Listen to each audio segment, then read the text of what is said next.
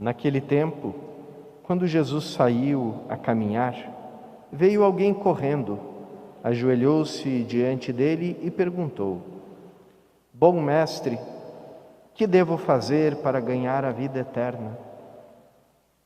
Jesus disse: Por que me chamas de bom? Só Deus é bom e mais ninguém. Tu conheces os mandamentos: não matarás, não cometerás adultério, não roubarás, não levantarás falso testemunho, não prejudicarás ninguém, honra teu pai e tua mãe. Ele respondeu: Mestre, tudo isso tenho observado desde a minha juventude. Jesus olhou para ele com amor e disse: Só uma coisa te falta. Vai, vende tudo o que tens e dá aos pobres, e terás um tesouro no céu. Depois, vem e segue-me. Mas quando ele ouviu isso, ficou abatido e foi embora cheio de tristeza, porque era muito rico. Jesus então olhou ao redor e disse aos discípulos: Como é difícil para os ricos entrar no reino de Deus. Os discípulos se admiravam com estas palavras, mas ele disse de novo: Meus filhos, como é difícil entrar no reino de Deus. É mais fácil um camelo passar pelo buraco de uma agulha do que um rico entrar no reino de Deus. Eles ficaram muito espantados ao ouvirem isso e perguntavam uns aos outros: Então, quem pode ser salvo? Jesus olhou para eles e disse: Para os homens isso é impossível, mas não para Deus. Para Deus tudo é possível. Pedro então começou a dizer-lhe: Eis que nós deixamos tudo e te seguimos.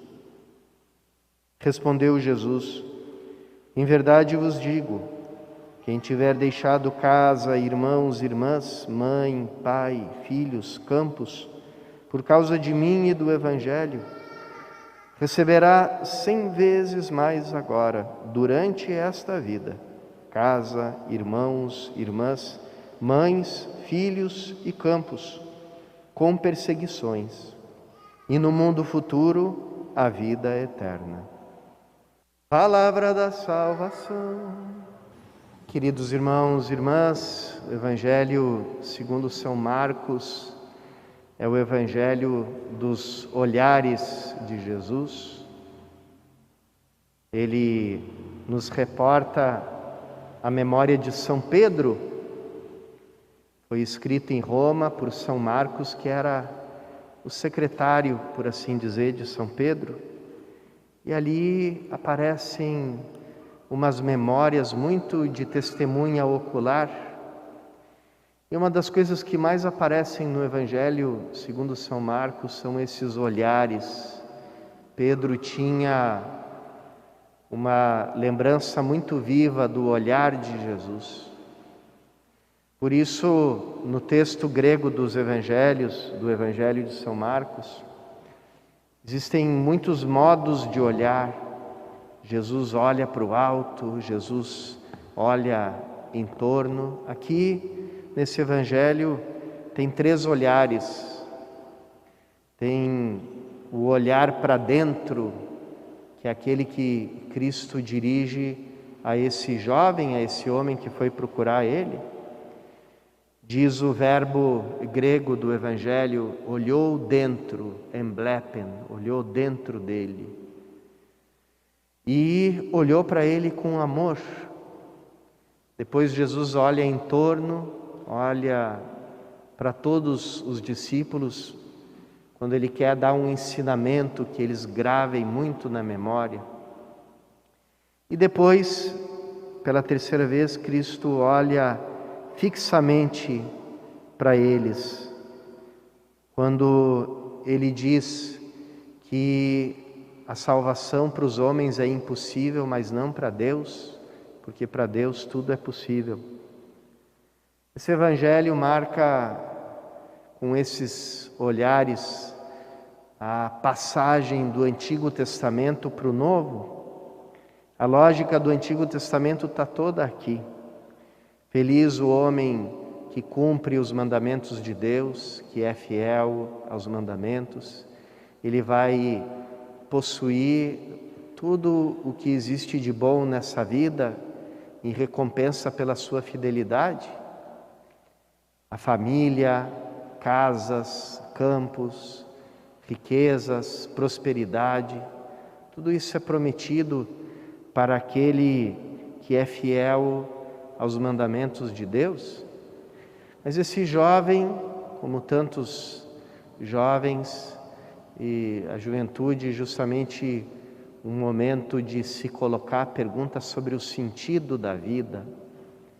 Ele, apesar de ter tantos bens, de não faltar nada na vida dele, apesar de ele ser alguém cumpridor dos mandamentos, da lei, alguém que vive de forma ética, sente que ainda falta dar um passo.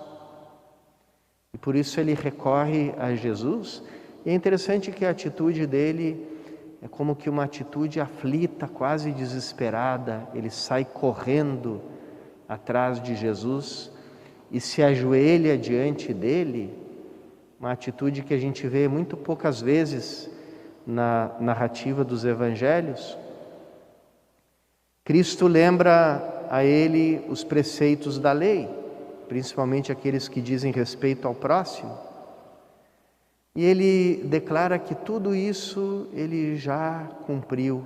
Então, Cristo entende Jesus ali naquele momento, na sua humanidade, na sua capacidade de perceber, que está diante de alguém que está pronto para receber a boa notícia. Mas para receber a boa notícia do Evangelho, ele tem que nascer de novo, ele tem que deixar tudo para trás, toda a maneira de pensar, de viver, toda a lógica que ele tinha antes, todos os sinais da bênção de Deus, como eram para os judeus as riquezas, o bem-estar, e entrar numa nova aventura, nascer de novo, como Cristo vai dizer para Nicodemos, começar um novo caminho. Porque que o mero cumprimento da lei não era suficiente, não era o suficiente para que ele se sentisse salvo por Deus, ou porque ele se sentisse como alguém que faz parte da vida eterna, ou seja, da vida do eterno que é Deus.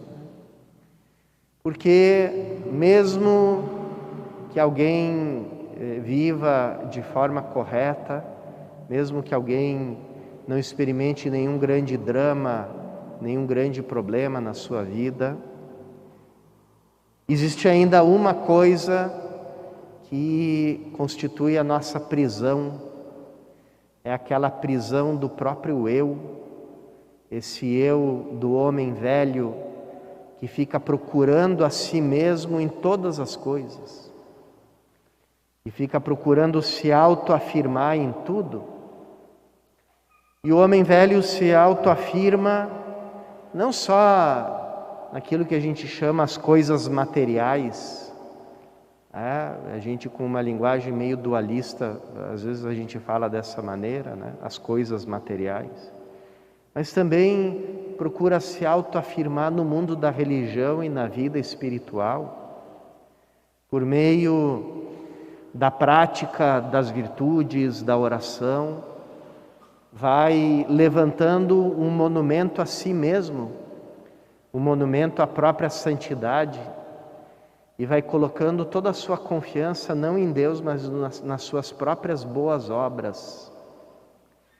Por isso, nem sequer com a atitude religiosa, o ser humano consegue sair dessa prisão do próprio eu. Ele precisa ser resgatado, ele precisa que alguém vá ao encontro da vida dele e tire ele dessa prisão do próprio eu individual, do próprio eu fechado à comunhão. Por isso, Papa Bento XVI e o Papa Francisco vivem repetindo essa frase, né? No início do ser cristão não está nenhuma ética, nenhuma lista de mandamentos, mas o encontro com uma pessoa que muda a nossa vida, que dá uma outra direção para ela. E esse é o encontro com Cristo. Cristo convida esse homem, depois de ele ter levantado uma enorme montanha, um enorme monumento a si mesmo, selado, chancelado pelas bênçãos de Deus, das suas coisas, dos seus negócios, da sua vida. Deixar tudo, abandonar aquele monumento e se tornar verdadeiramente discípulo de Cristo. Passar o centro da sua existência, do próprio eu, para Cristo, mudar o seu epicentro, mudar o seu centro de gravidade para Cristo e viver em forma de comunhão, porque esse é o anúncio do Evangelho.